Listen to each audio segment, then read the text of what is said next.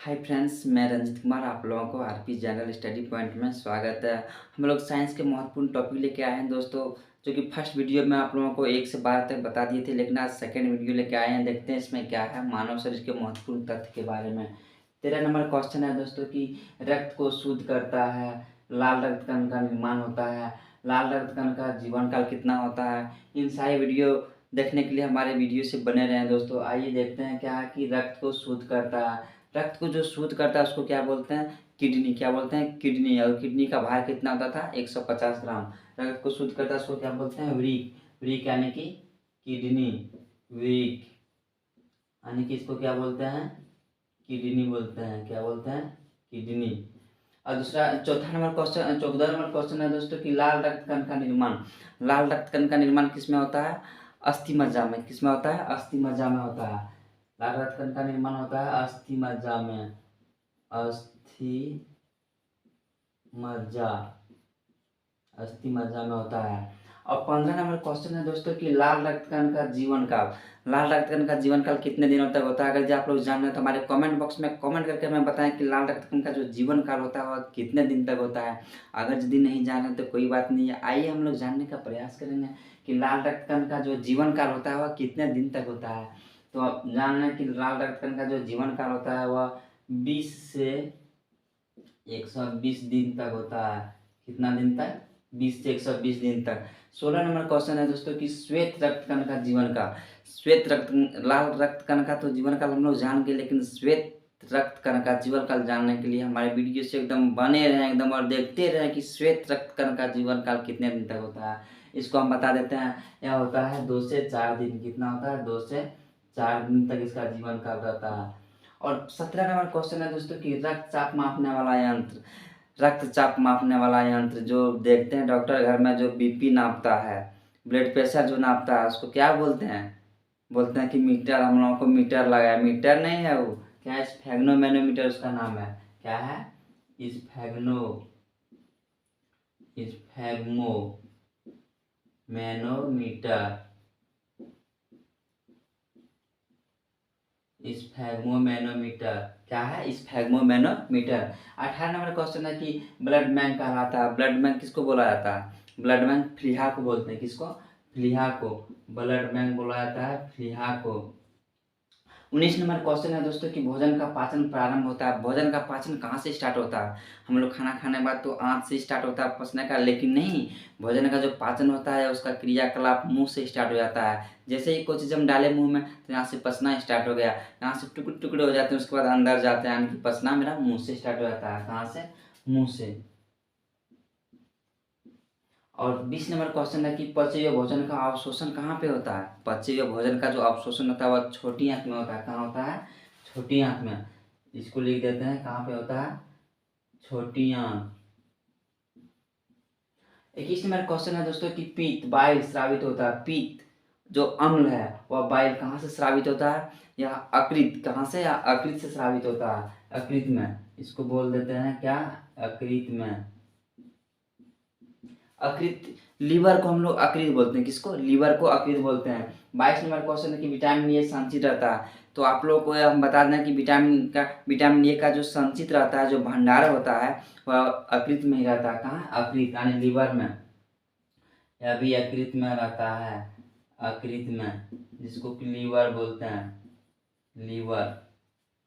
23 number question है कि शरीर की सबसे बड़ी ग्रंथि। शरीर की सबसे बड़ी ग्रंथि यही लीवर यकृत ही माना जाता है। किसको? यकृत को। किसको? यकृत को। यकृत। और है 24 नंबर क्वेश्चन है कि शरीर की सबसे छोटी ग्रंथि। शरीर की सबसे छोटी ग्रंथि किसको बोला जाता है? अगर यदि आप लोग जान रहे हैं तो हमें कमेंट करके बताएं, नहीं जान रहे हैं तो आइए हम लोग जानेंगे कि शरीर की सबसे छोटी ग्रंथि है उसको किसको बोला जाता है। और उसको मास्टर ग्लैंड के नाम से जाना जाता है। मास्टर ग्रंथि यानी कि पीयूष ग्रंथि, प्यूटेटरी ग्रंथि उसका नाम है। क्या नाम है? प्यूटेटरी ग्रंथि। पी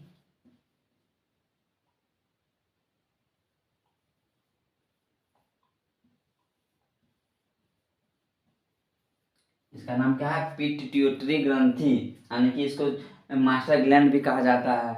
25 नंबर है कि मनुष्य में पसलियाँ पाई जाती है। मनुष्य में कितना पसलियाँ पाई जाती है? जिसको पंजर बोला जाता है।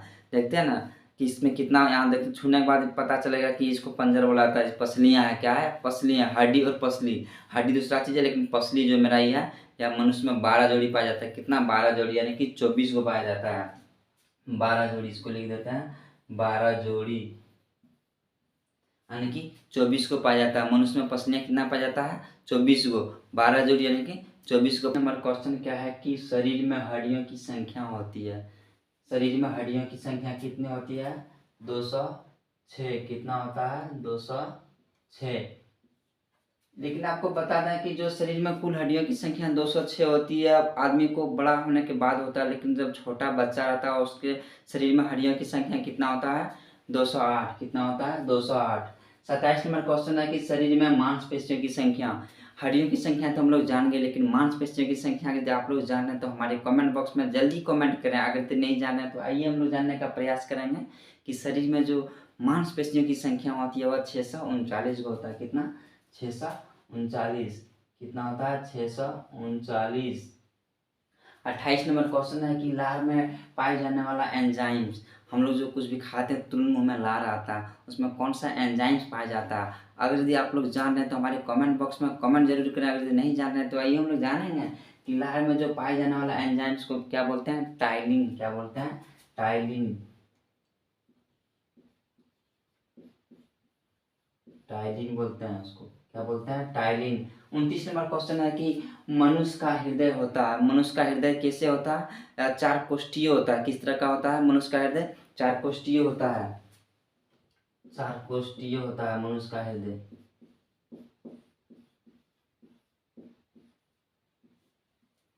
30 नंबर क्वेश्चन है दोस्तों कि शरीर का सबसे बड़ा अंग। शरीर का सबसे बड़ा अंग किसको बोला जाता है? हमारे शरीर में हाथ भी है, पैर भी है, सर भी है, नाक भी है, मुंह भी है, सारा चीज़ है, लेकिन शरीर का जो सबसे बड़ा अंग है उसको क्या बोला जाता है? आज हम लोग जान पाएंगे कि शरीर का सबसे बड़ा अंग क्या है। तो हम आप लोगों को बता दें कि शरीर का जो सबसे बड़ा अंग है, हाँ क्या कमेंट कर रहा है कि हाँ हाँ सही बात। शरीर का जो सबसे बड़ा अंग है वो क्या है? त्वचा है। क्या है? मेरा शरीर का ऊपरी भाग त्वचा है। क्या है? त्वचा है। 31 नंबर क्वेश्चन है कि शरीर की सबसे बड़ी कोशिका। शरीर की, हमारे शरीर तो कोशिकाओं से मिलकर बनी हुई है, लेकिन शरीर का जो सबसे बड़ी कोशिका है वो क्या है? तंत्रिका तंत्र। क्या है? तंत्रिका तंत्र है। कौन सा है? तंत्रिका तंत्र। यह शरीर की सबसे बड़ी कोशिका मानी जाती है, तंत्रिका तंत्र को। और शरीर में अमीनो अम्ल की संख्या, शरीर में जो अमीनो अम्ल की संख्या वो कितना है? आपको हम बता दें कि शरीर में जो अमीनो अम्ल की संख्या है वह 20 है। क्या? कितना है? 20। कितना है? 20। यह 20 है, अमीनो अम्ल की संख्या 20 है। 33 नंबर क्वेश्चन है कि शरीर में प्रतिदिन मूत्र बनता है। आप लोग जानते हैं प्रतिदिन क्रियाकलाप करते हैं कि शरीर में जो मूत्र बनता है वो कितना होता है, एक दिन में कितना लीटर बनता है? तो आपको हम बता दें कि शरीर में जो मूत्र बनता है वह 1.5 लीटर बनता है प्रतिदिन। कितना? 1.5 लीटर, यानी कि 1.5 लीटर बनता है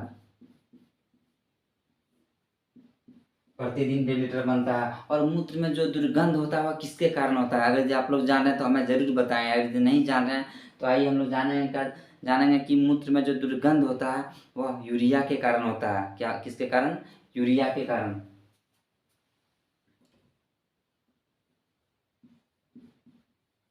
मूत्र में जो दुर्गंध होता है वह यूरिया के कारण होता है। और मानव मूत्र का अम्लीय पीएच मान कितना होता है? आप लोग जान रहे हैं तो जल्दी बताएं, नहीं जान रहे हैं तो हम लोग जानेंगे कि मानव मूत्र का जो अम्लीय पीएच मान होता है वह 6 होता है। कितना होता है?